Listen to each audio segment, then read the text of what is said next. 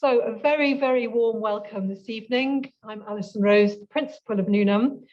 This lecture series to celebrate 150 years of Newnham College has been planned for a long while. Judy Quinn and Barbara Blacklaws had got this in place before I arrived over 2 years ago. But even them, far-sighted as they are, didn't foresee a pandemic. So this is actually the first of our centenary, our 150th lectures that we've been able to have in person. So we're absolutely delighted to have you here. And also the first one that we've delivered in hybrid. So we're very delighted to have a large number of people joining us on Zoom. And it's wonderful to be able to welcome in person to Newnham our speaker, Professor Jane Humphries, Newnham College 1967.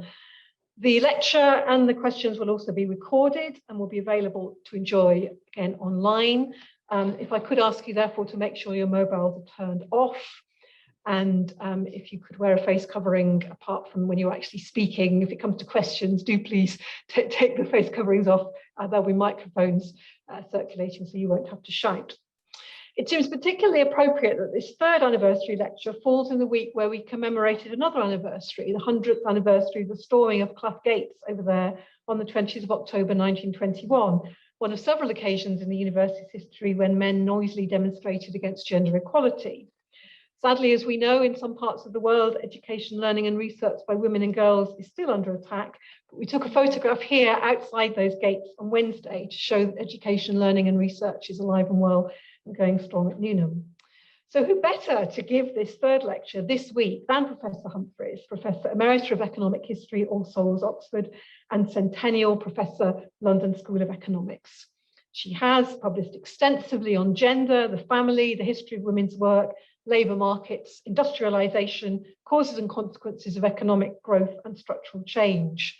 She developed innovative research techniques to uncover the forgotten history of working class men and women in the Industrial Revolution, particularly in her book, Childhood and Child Labour in the British Industrial Revolution, which received the Georgi Rankine Prize for an outstanding book in European economic history and formed the basis of a BBC documentary, The Children Who Built Victorian Britain. So as I say, there will be chance for questions at the end. Professor Humphries will be addressing the question of unpaid labour, abroad and lodging, women's contribution to economic growth in England, 1260 to 1860. Professor Humphries, the floor is yours.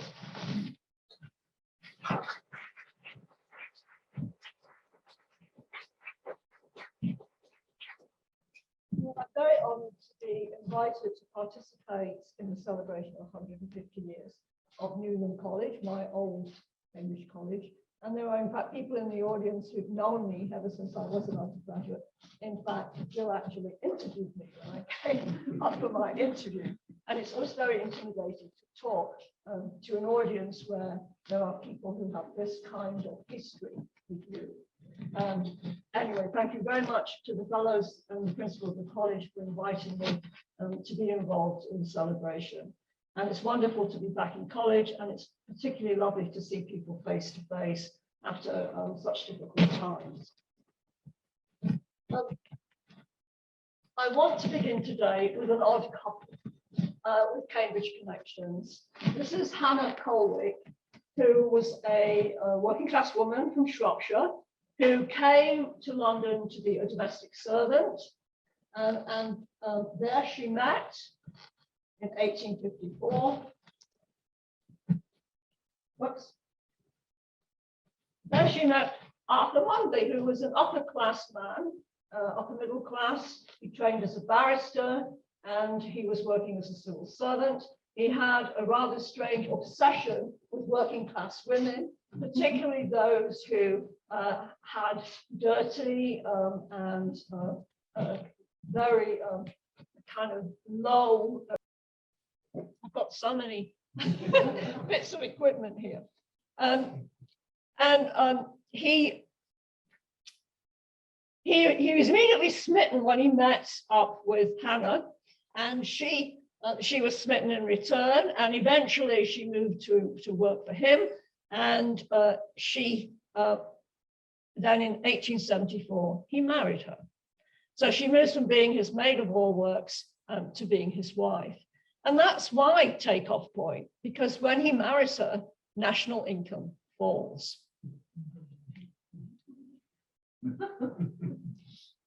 And this is because, of course, although she's providing exactly the same services to Arthur Mumby, including licking his boots, and they have a very strange sexual relationship, which has been of great interest to Victorian historians.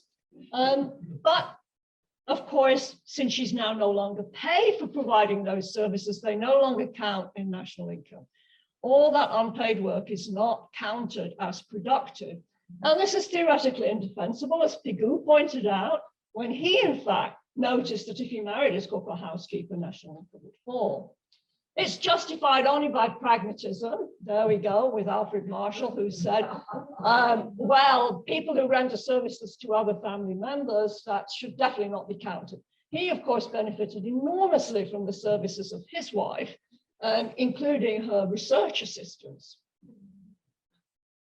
And if this has huge consequences in development economics, when much productive activity is, of course, non-marketed. And this was noticed at length by Phyllis Dean in her work on national income in the colonies after World War II, when she was working in Africa, and she points this out at length. So the failure to include unpaid work continues to be debated. It's what Lourdes Benarir, a feminist economist, calls the enduring debate, with hesitant responses by governments and UN agencies, despite the adverse consequences of this neglect. And let's remind ourselves of these adverse consequences. Women, along with their work, become invisible. Certain kinds of productive activity, whether paid or unpaid, are devalued.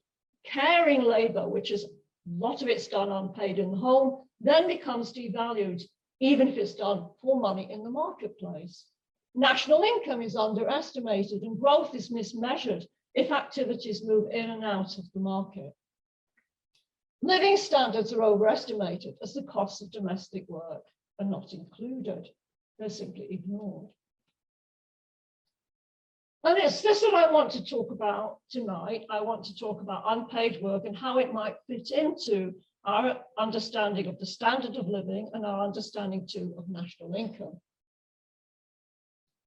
So let's begin with what mainstream economists, how they would conceive of the standard of living. This involves material standards, goods and services that people could consume, what people could earn, and what they could buy with those wages. So this is real wages.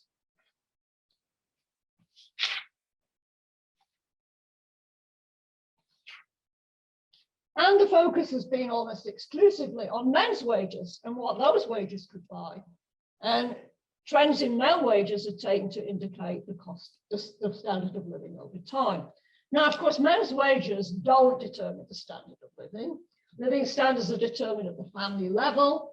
Men are not the only earners. Women and children have contributed all through time. And much of my recent work has been really about trying to find out about women's wages, women's and children's wages, and add these into family incomes in order to look in a more realistic way at the standard of living. But tonight, I want to turn to the denominator of the standard of living story, to, in fact, the cost of living. What could wages buy? And this involves looking at a cost of living index. Economists and economic historians do this by looking at, so I've got a lot of stuff to manage up here. They look at the change in cost of a representative basket of commodities. The prices of each of these commodities then change, and they're weighted when we consider the standard of living and the cost of living. They're weighted by the expenditure proportions derived from budget studies. Robert Allen, who is really a leading authority on this kind of work, defines two historical baskets of commodities. The first is a physiological minimum, which he quite rightly calls the bare bones basket.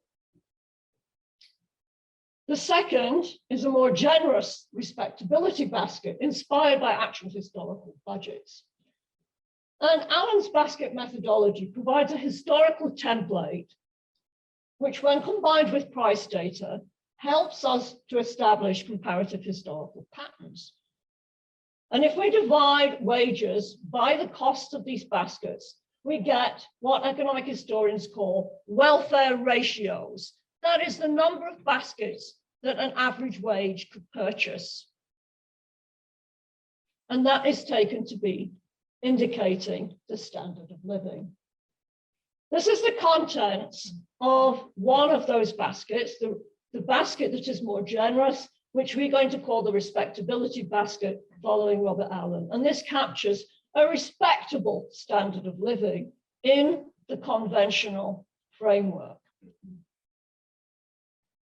So here you see on the left-hand panel, you see a graph of the unskilled male wages. That's not my data. That is, in fact, data of a well-known economic historian called Greg Clark. And it's compared with the cost of Robert Allen's respectability basket.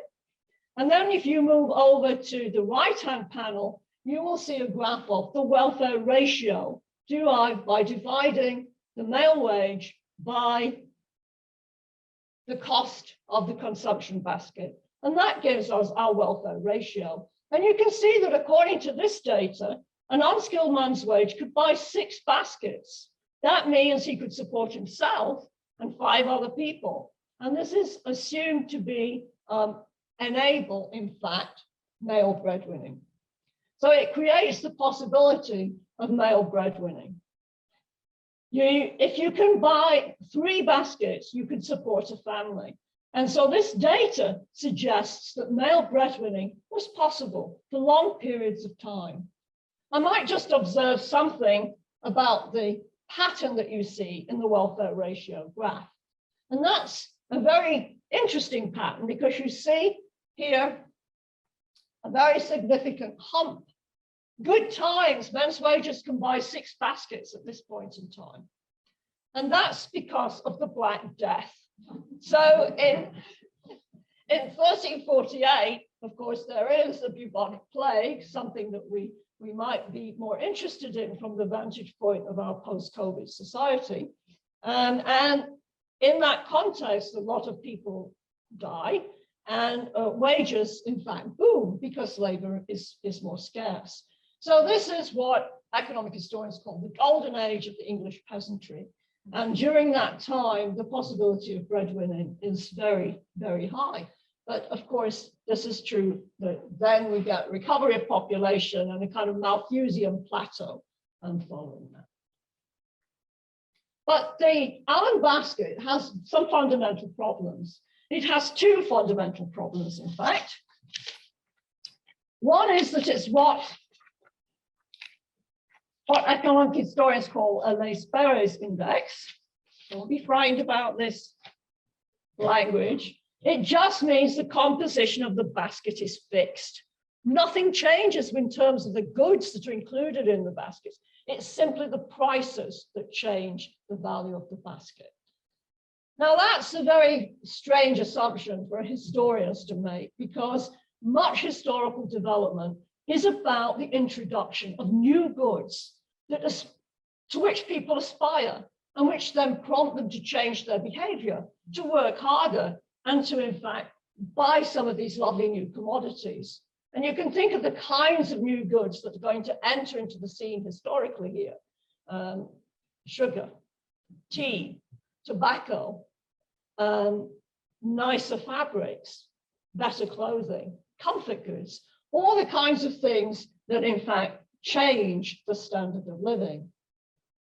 And in fact, cause people to change their behavior and perhaps work harder in order to obtain these commodities. This is what economic historians call the industrious revolution.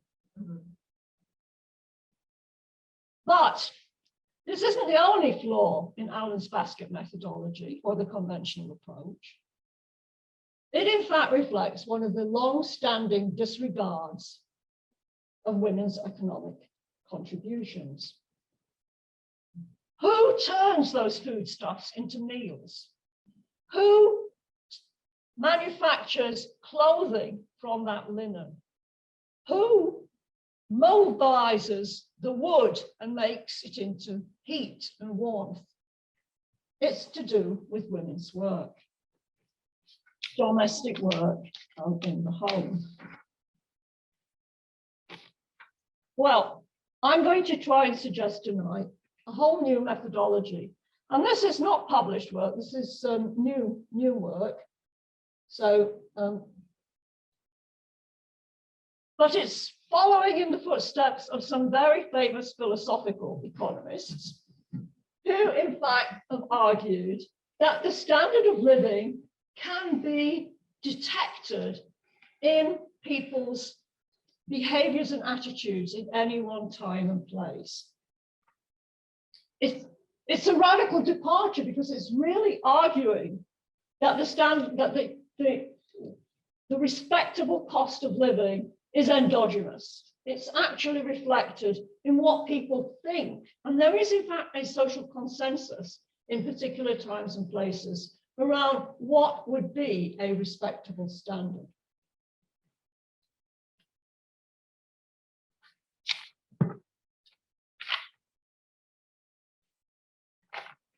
And this agreement, I am going to argue, can in fact be detected in the historical costs of board and lodging. So the cost of board and lodging approach means that people living in particular times and places, in fact, are in substantial agreement about what constitutes respectable living. And if we can look at the cost of board and lodging in this way as an index of the cost of respectable living, then this resolves problems associated with the changes in the components of the basket.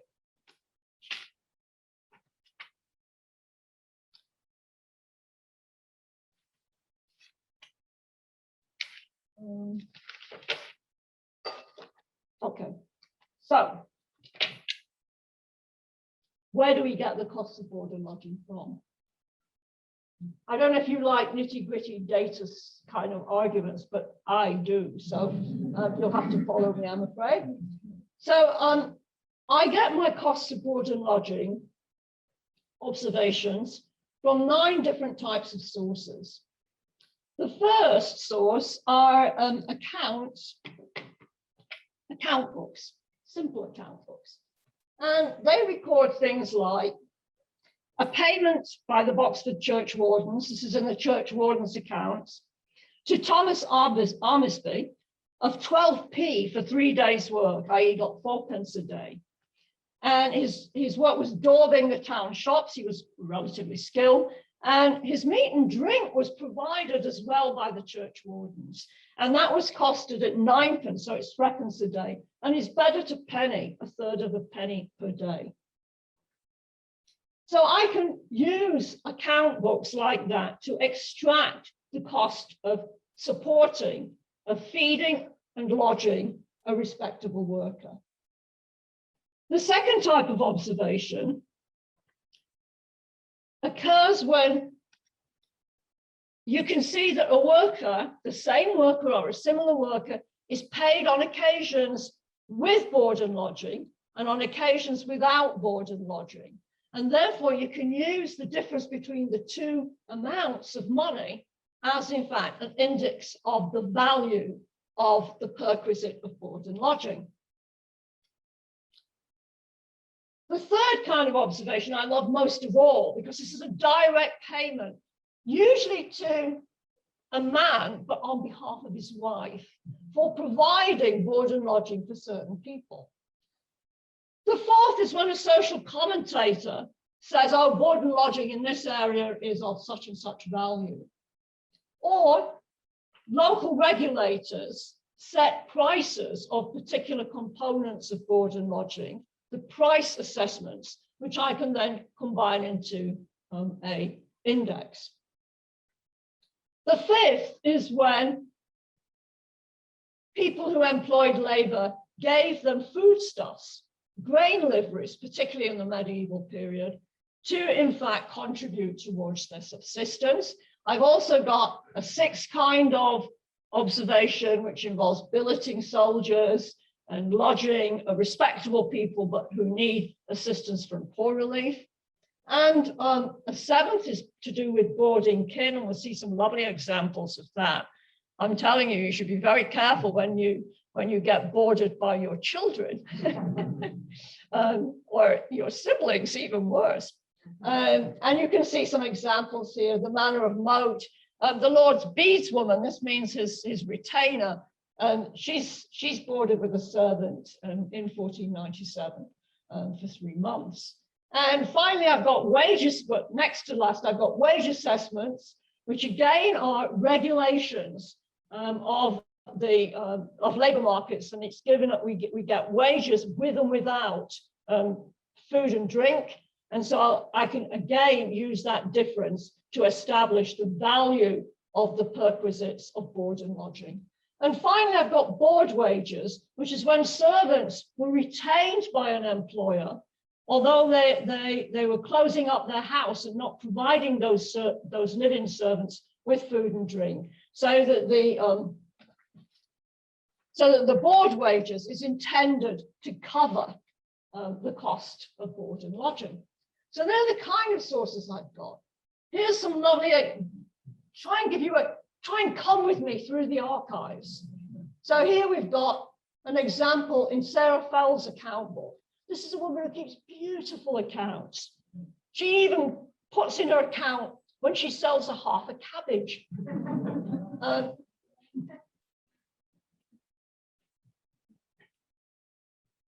I have to put this one in because this is a Cornish one that I discovered when I was on holiday with some friends of mine who were in the audience.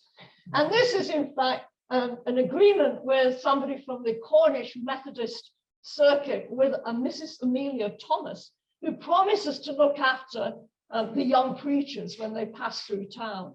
And she lists the kind of meals she's going to provide and the kind of comfort goods that are available.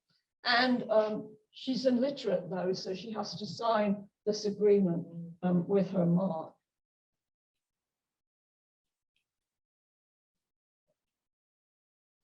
You'd think that actually advertisements might be a big help here, but they're surprisingly coy about the cost of board and lodging. But here's a rather lovely one that I found, where an elderly chap is wanting a cheerful society as well as a good table in exchange for 50 to 60 guineas. This is from 1850, so a relatively late observation.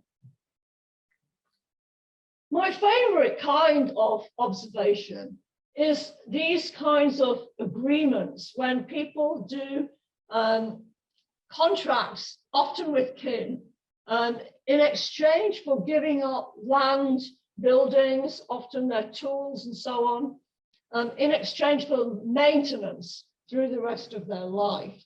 And you can see here that this woman is giving up her property to her son in return for maintenance for the rest of her life. And she says, okay, this is what I'm going to have. A convenient chamber, not just any old chamber, a convenient one, with a chimney. And he's got to find me fuel, and he's got to provide that fuel. And I want a diet which is eaten with my son and his wife. It's got to be the same standard of diet. And she makes a concession in the rent in return for these perquisites, for this maintenance. And the wonderful thing is that in these kinds of contracts, very often there's a get out clause. So they say at the bottom, oh, and if either party isn't happy with this, then he has to pay me such and such, £5 a year, or I will in fact now go back on my rent remission that I promised him. So I can use that to value this wonderful list of things that are being provided. This is another of these kinds of intergenerational transfers, only this is between a woman spinster and her umbrella maker brother. And I love this one because as well as the list of things, you can't see this, but she lists all the things she demands within her maintenance, but it includes a decent burial at the very end. So this is the kind of material that I've been working with. This is a receipt for board wages. And again, it's somebody, he's got a wonderful name, Duke Duck, but he is actually illiterate too.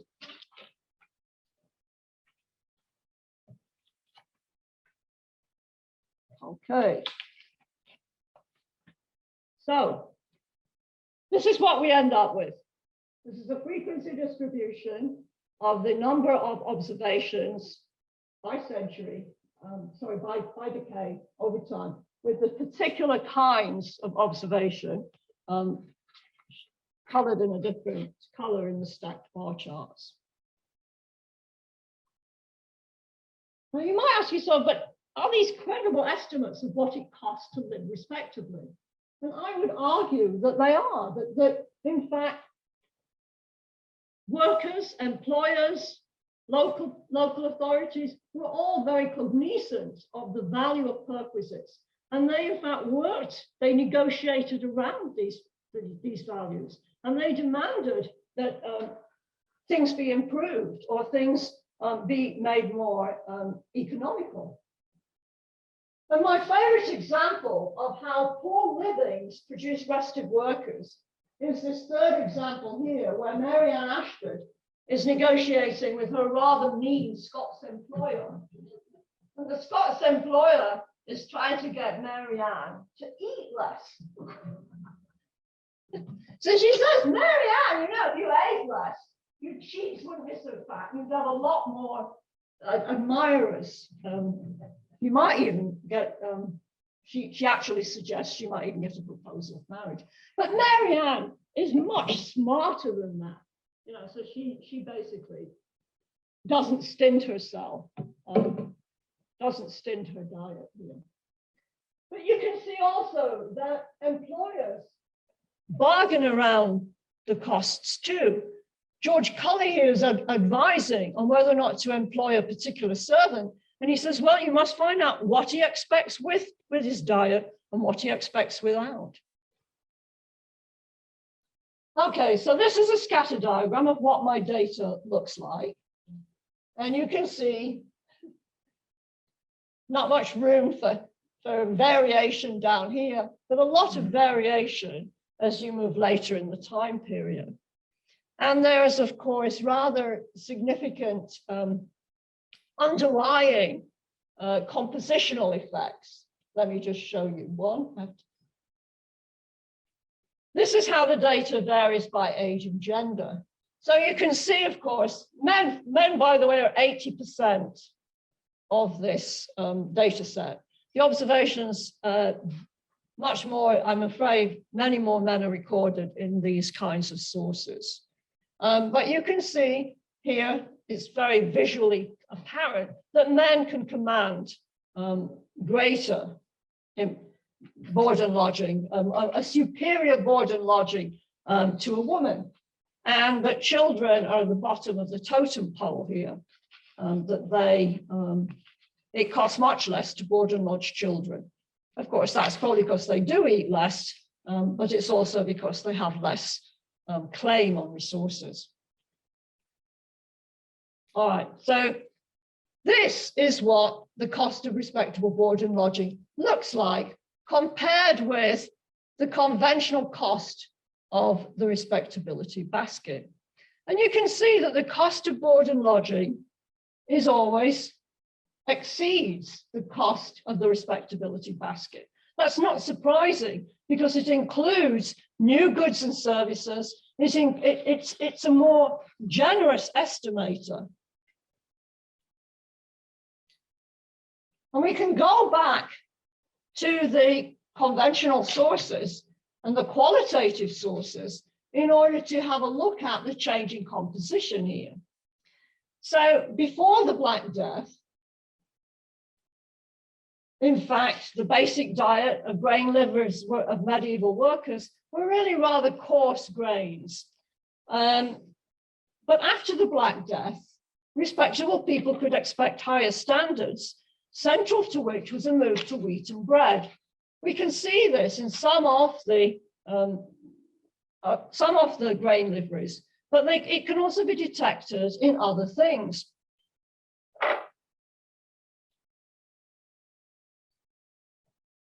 So, for instance, by 1365, the Corridy, this is the allowance of John Machon and his wife Edith, specified a white loaf daily, a white loaf, so none of this black bread. And by 1500, even the so-called fillers of dung, hardly high up on the respectability scale, they could expect bread and cheese and drink sufficient for a labouring man at the end of the day. And even women could, in fact, demand drinking in the afternoon. And Hayton reapers were also promised apple pies and such like things.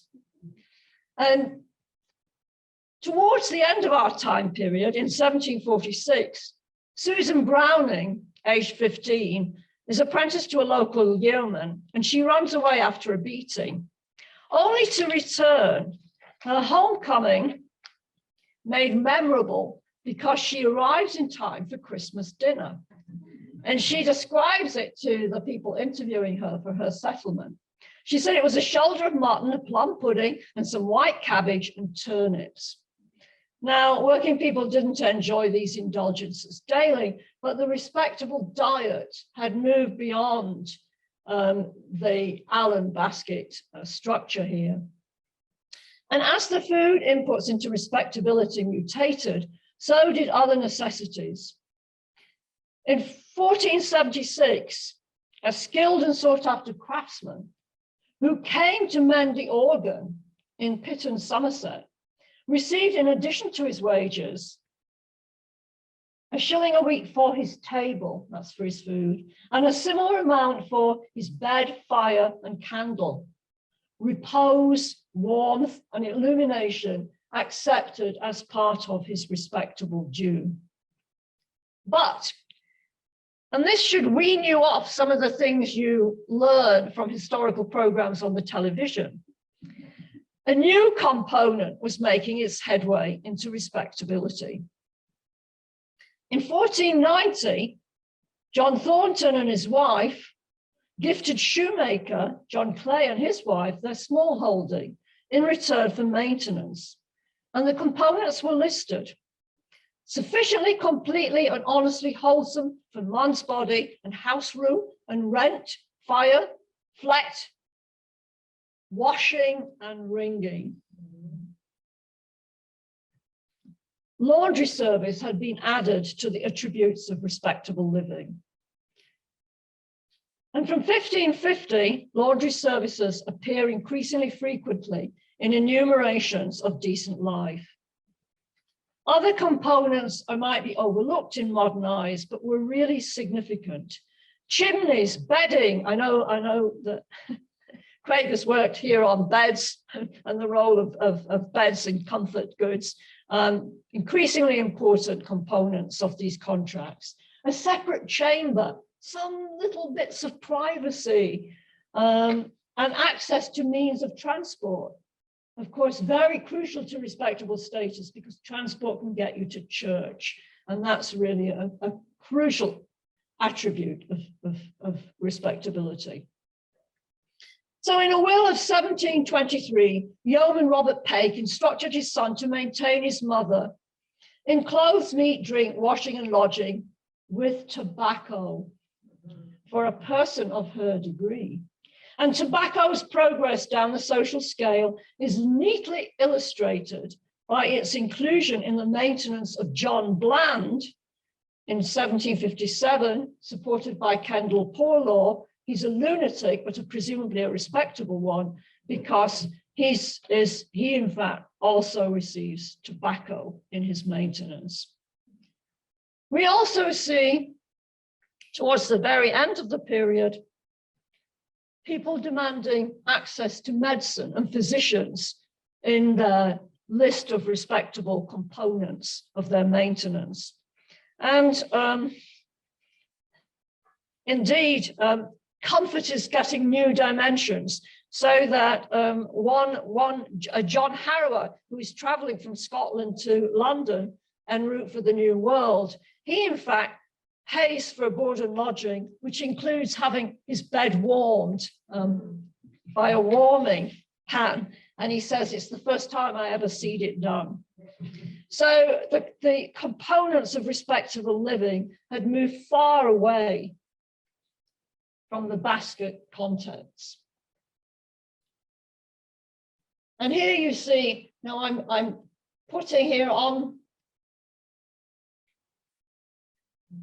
this graph, I'm putting the explanations for why the cost of board and lodging is pulling away in different time periods from the standard of the basket. What does this do for our welfare ratios? Well, since the cost of board and lodging is much higher than the cost of the basket, of course, it presses against unskilled men's wages and it reduces the welfare ratio. So that for much of this time period, in fact, an unskilled male worker could support only himself and perhaps one other person on the standard implied by respectable board and lodging.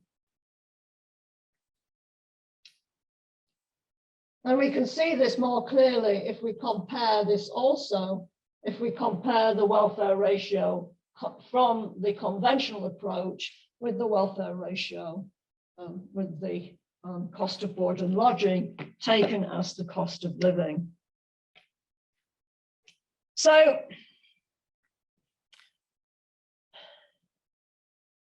this difference comes about partly because, as we've seen, new goods and services are edging into respectable living, what people need in order to be able to hold their head up in society. As Adam Smith said, you know, a linen shirt becomes essential. As we've seen over time, other kinds of things are edging into respectable living. But it's also because, of course, many of these new commodities, many of these new respectability accoutrements involve domestic labor. And the cost of that domestic labor, women's wages, is rising. So this is where the economic history really starts to reach out to economics, because what I can do is look at my costs of board and lodging and relate those costs to the components of board and lodging, and also to the cost of foodstuffs, and to, in fact, regional disparities, to, in fact, skill levels, because that's also very significant in terms of what kind of respectable status you aspire to, and to women's wages. So you can see here that some of the components in this equation, which is simply relating the cost of board and lodging to its underlying associated factors, varies with women's wages. And if you have in your board and lodging contract, if you have washing, for instance, then women's wages play a role in that. If you have lodging and boarding, in addition to simply the provision of foodstuffs, women's wages play a significant role in determining the value of those components. All right, so what I can then do, and this is hot off the press, guys. What I can then do is take the components of board and lodging costs that are associated with women's wages and use them to impute the value of unpaid domestic workers' labor. Because this little bit of my equation gives me the value of women's domestic work in the board and lodging cost. And if I then say, okay, here's Hannah Colwick, you know, now she's still providing those same services. What's their value? And I can use this bit of my equation to impute a value to unpaid work. So I'm taking the estimate of what women's labor added to board and lodging costs and using that to value women's unpaid work. Ooh. And I promise you, this is really came out. I didn't fiddle this at all. But if we take 1872, the market value of domestic work needed to support the respectable living of a single skilled man. This is a skilled man because that's slightly different from an unskilled man. In 1872, and this includes board, lodging, and washing. I'm sure Arthur Mumby had his sock, well, his boots were licked, so I hope his socks were washed. And it comes out from the regression equation and the associated coefficients at 18.3 pence per day. And then when I went back and looked at what Hannah Colwick was paid in the last job before she moved in with Mumby, because I don't know what Mumby paid her before he married her, but she was paid, in fact, 10.5 shillings per week. And that's exactly almost the same amount. All right, so finally, and this is finally,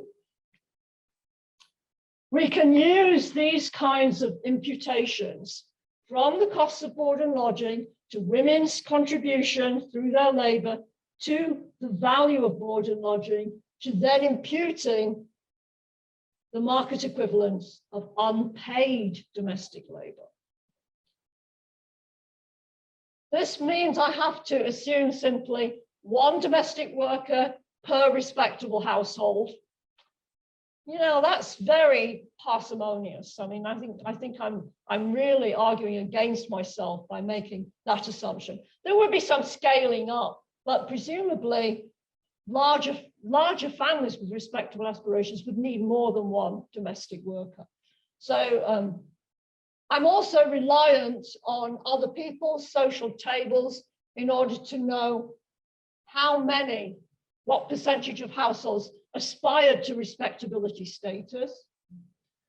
And they have to not have paid domestic help, because I'm trying here to look at just the unpaid domestic work, the work that has slipped out of national income accounts. And multiplying all this up, I end up with these numbers. This is rather high, but Joseph Masses suggests a higher proportion of middling sort households, households aspiring to respectable status, but who are in fact, don't yet have enough money to have live-in servants. And this, ladies and gentlemen, is missing. And it's not an insignificant amount of money. It's not an insignificant share of total income. Furthermore, this doesn't involve any discussion of childcare. It doesn't involve any discussion of elder care unpaid. So this is really a very minimal estimate of unpaid domestic labor's contribution to total income. I always think conclusions are a bit strange, because you should know what the conclusions are if you followed the talk. But let me just, but I also did have one of my students who always said, yeah, what's the takeaway? In a rather annoying way after, you know, every supervision. So here I will give you some takeaway in case you don't have any. And the first is that this paper has given you the first long run estimates of board and lodging costs. And they're board and lodging costs related to respectability. They're what respectable people could command. in their board and lodging. And I've argued this circumvents some of the problems with the conventional approach, the neglect of changes in the composition of respectable consumption, and identifies gaps between board and lodging costs and the cost of respectable consumption. And this points to periods when those new goods were coming in, when the composition of the basket was changing, and when in fact domestic labor was becoming more important to respectable living. And when that domestic labor was getting more expensive in terms of its opportunity cost, i.e. women's market wages. This work suggests that rising expectations and increases in the cost of domestic labor could have muted the improvements in living standards implied by example, welfare ratios based on so-called Allen baskets, based on fixed baskets of goods. And it also suggests that male breadwinning, that is supporting a whole family on male wages at respectable standards, was unlikely before the middle of the 19th century. And of course, this is something that I have argued in other work by focusing particularly on the wages that could be earned. And finally, and very tentatively, and you were very noble to sit through this with me, I have suggested that we can use this methodology to look at the contributions of unpaid work to total income, and that these are not insignificant, even though I've made a very minimalist, I've biased the arguments against coming up with a big number there. And in our given our recent COVID experience, when a whole lot of activities were suddenly moved from the marketplace back into the home, and we've seen where the burden of much of that movement has ended up falling, I think this work gets an additional boost by our interest in, who paid the COVID bill in terms of homeschooling? Who paid the COVID bill in terms of extra care within the family? Who paid the COVID bill in terms of providing more at home and less in the market? Thank you very much.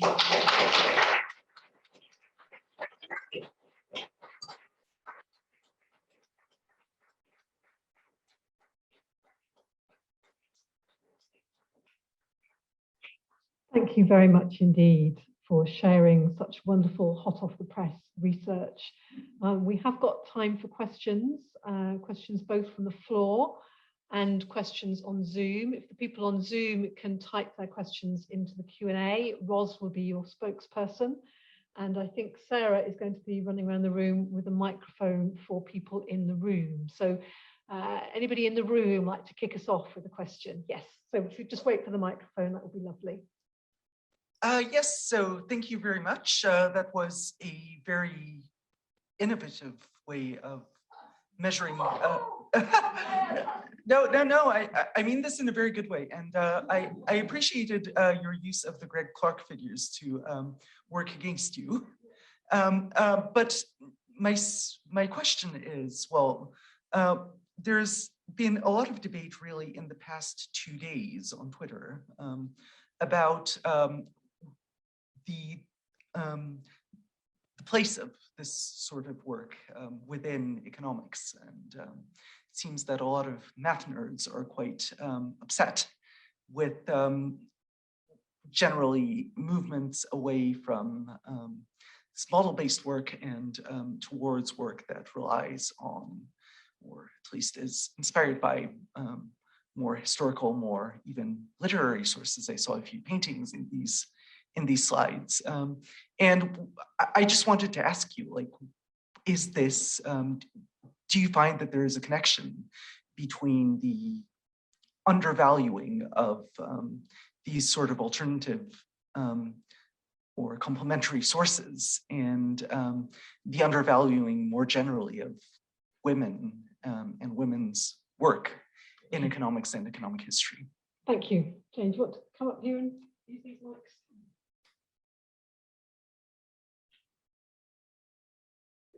Goes to Ron.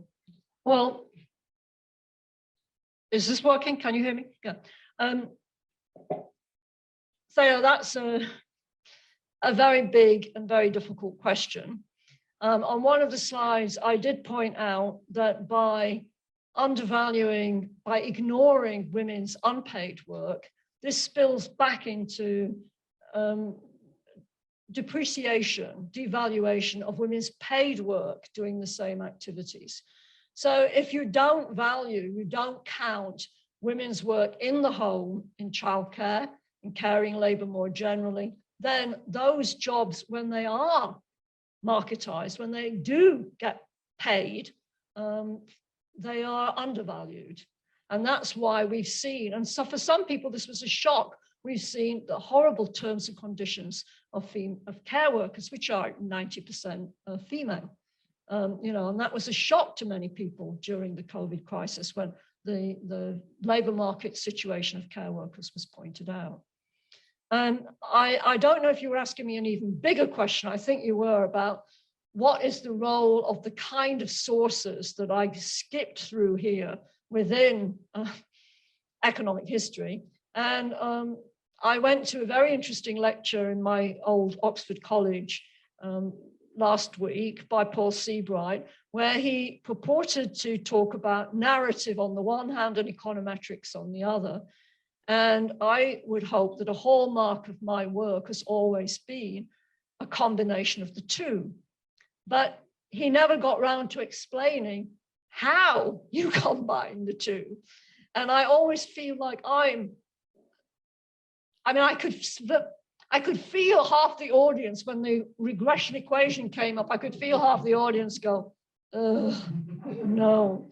But at the same time, when I was talking about the qualitative sources, I could also feel people in the audience thinking, well, this is a load of old codswallop, how can we believe what's said in, somebody's account books? So I think my own belief is that we need both kinds of sources. Economic history is interdisciplinary. It's actually what in Oxford used to be referred to as interdivisional, i.e. it combines social science and humanities. And we have to find that in our methodology, even if it's difficult. My CUP editor was going to be here, but he can't be here. He has a cold. But he used to say to me, Jane, do the numbers or do the stories. Why are you trying to do both in this book? But I actually think the stories need the numbers, and boy, do the numbers need the stories. Thank you. I'll have to rewrite my closing remarks because I was going to say I loved your combination of data and stories. And so you've just taken my line. So do we have any questions? Yes, so Ros. So Dave has asked, since Marshall has been referenced, I guess, Dave. Yes. Since Marshall has been referenced, I guess my question is about the margin. Is there regional variation before the economy becomes fully integrated, and has it any significance? Okay, a good question again. Yes, there is regional variation.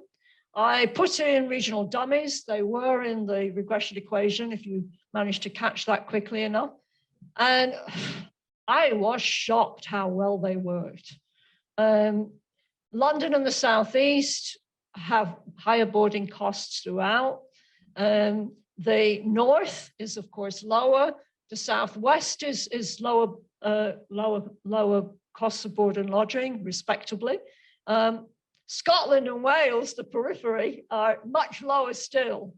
So, the regional dummies work perfectly. There doesn't seem to be any time variance in the regional dummies. They work simply changing what we would think of as the intercept term in the regression equation. There doesn't seem to be any time trend, although you might expect that the North was becoming more expensive towards the end of my time period, but that's actually not that visible in the data, probably because the North also includes rural areas in the North, as well as areas of incipient industrialization.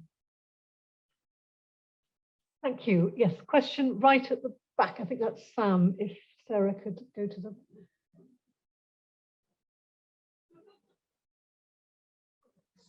Thank you. I'm really interested in a lot of this, but particularly in one of your takeaway statements, which is that before the 19th century, men would have found it difficult to maintain a family on a respectable wage. They clearly did, because people had families. So is it, what other sorts of income? Are you saying it's kind of the family income, or that people aren't living quite as respectably as they would want to? Yeah, I should have been a bit more careful and because I actually used unskilled men's wages, because these are provided by a scholar called Greg Clark, who argues very strongly for that boom in living standards associated with the post-Black Death period. So my wage data is unskilled men's wages. If we were talking about Arthur Munby, who's earning £120 a year, when he marries poor old Hannah, then he would have been able to support family. But again, if somebody who's earning that level of wages, their aspiration for respectability would definitely include things like washing. We definitely, and that wasn't included, by the way, in my estimate of the value of unpaid work. In national accounts. So I didn't include washing. So unskilled men who have much lower aspirations and much less content to their board and lodging values were what I showed in the diagram. And I would stand by that finding, that I think it was very difficult for an unskilled male worker to support a family right through until the middle of the 19th century, and that it's clear then that what he had to do, or what families had to do, was supplement that male income by women's work and children's work. And of course, at the same time, women have got to provide the functional equivalent of the domestic service. So this is really suggesting a struggle for families where the husband is earning very low wages. Not to mention the fact, of course, that a very large number of families don't have any male workers because they're dead or unemployed or have departed. Another question from Zoom. So Patricia says, thank you, Jane, for a brilliant lecture. Could you say a bit more about what may be happening as a result of COVID in people's own estimation of their living standards and the cost of living? Amongst people who can work from home or who've been furloughed, there seems to be a rethinking about the real cost of paid work, time, money, cost of travel, work clothes, etc., as well as a rethink about the real value of unpaid work, leisure and family time to both men and women. Well, I'm an economic historian, not a commentator on the current situation, but I do think that the COVID experience has focused our attention on some rather unattractive features of our society, including the devaluation of care work, both in the market and in the home, including also the devaluation of the role of schools in enabling women to work. Because of course, one result of school closures was in fact damaging to women's careers. And we're going to see the echo effect of that, I think, in years to come. I could speculate on, how long we're going to continue to want to work from home and so on. But I think anybody in the rooms, their speculations would be worth just as much as mine. So it's a really good question, but let's all try and answer it. I don't think I want to stand up for that one. Another question from the room. Yes, Sue. Microphone's coming. Jane, I thought it was absolutely brilliant and fantastic to have the stories and the numbers, so keep them in and ignore your publisher. A comment and a question. So my comment is, I'm always amazed, even now, when people are shocked at the price of paid for childcare. Yes. And realise what they were getting in the past. But my question is, could you speculate a bit that if you were to bring that work forward into the 20th century, what would happen to that contribution as there's more women go out, there's more labour saving devices and more ready meals and that kind of thing? Would you expect it to fall? Yeah, that's another really good question. And in fact, there are some estimates. There's some estimates from the United States for the 1920s, which are very interesting, which use similar kinds of methodologies. People have tried to use these kinds of imputing the values of domestic work from functional equivalents in the market. So you might take the wages of a housekeeper, or you might try and cost up the market costs of the different components of domestic labor. So I do have some benchmarks from the 20th century, and a group of scholars who call themselves, and I do too, feminist economists, have also developed several of these estimates for current times. There's a very famous Australian economic feminist called Marilyn Waring, who's done extensive work on this. I think one interesting thing is that it's not linear, that work moves in and out of the market, as you just said, so that we might think in recent decades, the substitution of eating out, appliances in the home, and so on, that this is substituted for domestic labor and reduced the value of unpaid work. But on the other hand, there are other time periods when, in fact, the household picks up the slack. And it would be very interesting to try and look exactly at the short run, let's hope it's a short run blip, that COVID has involved, because that would be, a very interesting natural experiment here. But yes, I do have some benchmarks and I could take this forward. And I am hoping to join up with my colleagues in feminist economics and show, the evolution of this contribution over time. And in particular, we saw the final point on this, that in the medieval period, I know there's some medievalists here, in the medieval period, the contribution of women's domestic labor is very small. And that's because the diet is quite rudimentary, but also much of this is already bought. And, ale is often not home produced, but purchased. And sometimes, in fact, bread is quite early on purchased and not produced in the home. So simple goods are often the value of domestic labor in those goods. I think the big value of domestic labor in respectable living comes with the introduction of those comfort goods, the demand for clusters of comfort. And of course, this is associated with the retreat of women from the labor market. So of course, it fits together as the demands of the home increase, so women retreat from paid work. Thank you. Another question on Zoom? We have so many questions. I fear we're not going to get them all. There's a question from Asaya who asks, a lot of undervaluing of women's work is premised on the idea of skills, something that we are seeing right now with discussions of crisis of care alongside the knowledge that care work is either unpaid or underpaid. Would you be able to reflect on how skills can or should be valued? And is the division between high skill and low skill unhelpful? Well, I divided my main receiving board and lodging into skilled categories.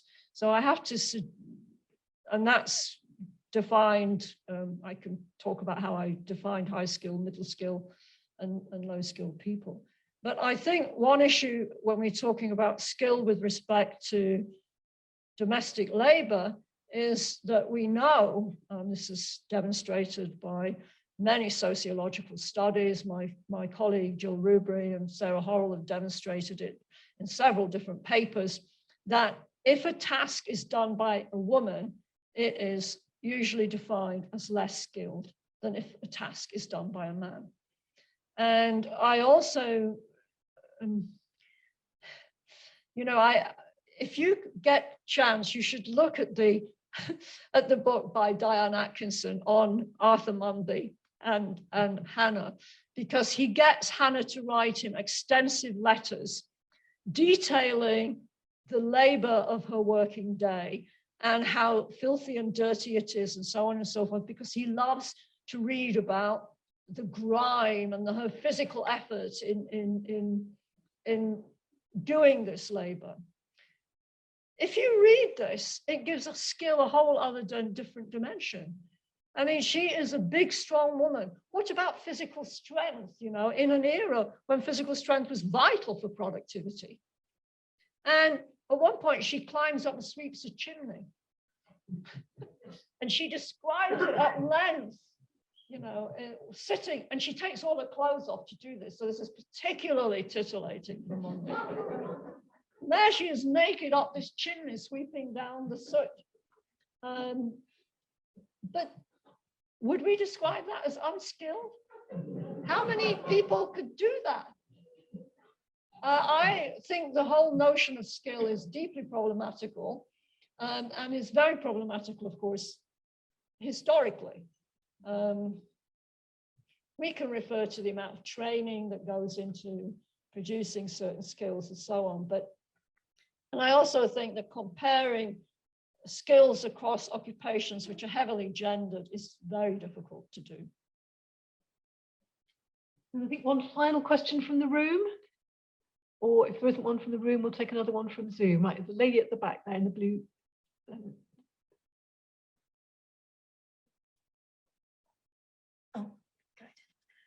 Going back a little bit to the role of narratives and stories, do you think there's any sort of role for literature and fictional sources as data points for some of the board and lodgings data, or is that kind of too far into questions of narrative? I did use some autobiographical evidence. I have worked on working people's life accounts. So I did, for instance, look at what they said they paid for board and lodging. But I haven't used fictional accounts, although there are, of course, writers of fiction, 18th, 19th century writers of fiction, who were very au fait with the real world, and would definitely have known what board and lodging costs in particular locations were. But give me a break. I already, people already roll their eyes. Some of my colleagues would roll their eyes at my sources, which are account books, a perfectly respectable source. So I think if I started to include fiction, it would be a bridge too far. And then one final question from Zoom, Roz. Peter asks, can your methodology tell us anything about the value of women's labour in unrespectable households, which is likely to be a much larger share of national income? Okay, well, this is the extension of the project. So I have a Lever Hugh Emeritus Fellowship to actually extend this work to look at unrespectable households and impute the value of domestic labor there by looking at things like poor relief. What did the poor law authorities pay to support somebody who was not, occasionally they would pay, and I have included very occasional poor law estimates, although of course they are systematically lower, as I'd expect, than some of my other estimates, of people that they said were respectable. A respectable widow will pay her this much for her subsistence. But I'm going to look at non-respectable households, and I'm going to compute the value of domestic work in those households as well, and what it costs to, in fact, support those people, and what the domestic work that goes into that support is valued at. And I might say that there are some, somebody who asked me about bringing this up to date. Colin Clark actually did some work looking at things like orphanages and asylums And, you know, I'm going to try and, but for a much later time period, for just before the Second World War, I think. So I shall try and link up with that work by Colin Clark. Sounds as though we'll need to invite you back to talk to this very respectable audience about unrespectable. Jane, thank you so much. It's been just so absorbing, and so many of the themes.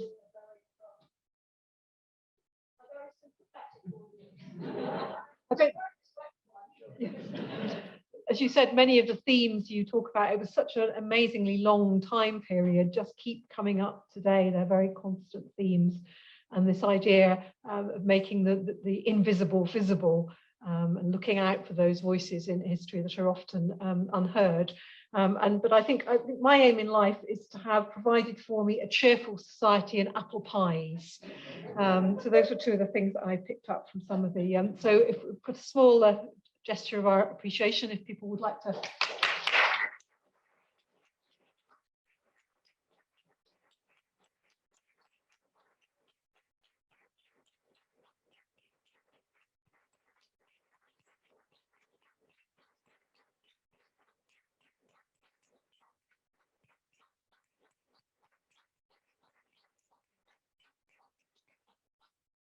Those of you who like good stories, there's a flyer on your seat for the second volume of Newnham's anthology, Walking on the Grass and Dancing in the Corridors. So do either scan it or buy a copy from the Porter's Lodge. Our final anniversary lecture, please save the date for Professor Dame Mary Beard on the 25th of February 2022, and our live Festival of Art, Science and Ideas on the 2nd and 3rd of July 2022. Huge thank you to you all for coming. I think we've all just appreciated really being together, but great to have all our colleagues joining us online. And we will be putting the recording online in the next couple of weeks. So anyone who is attending dinner, please now move to Sidwick Hall for drinks. The rest of you and to our Zoom audience, good night.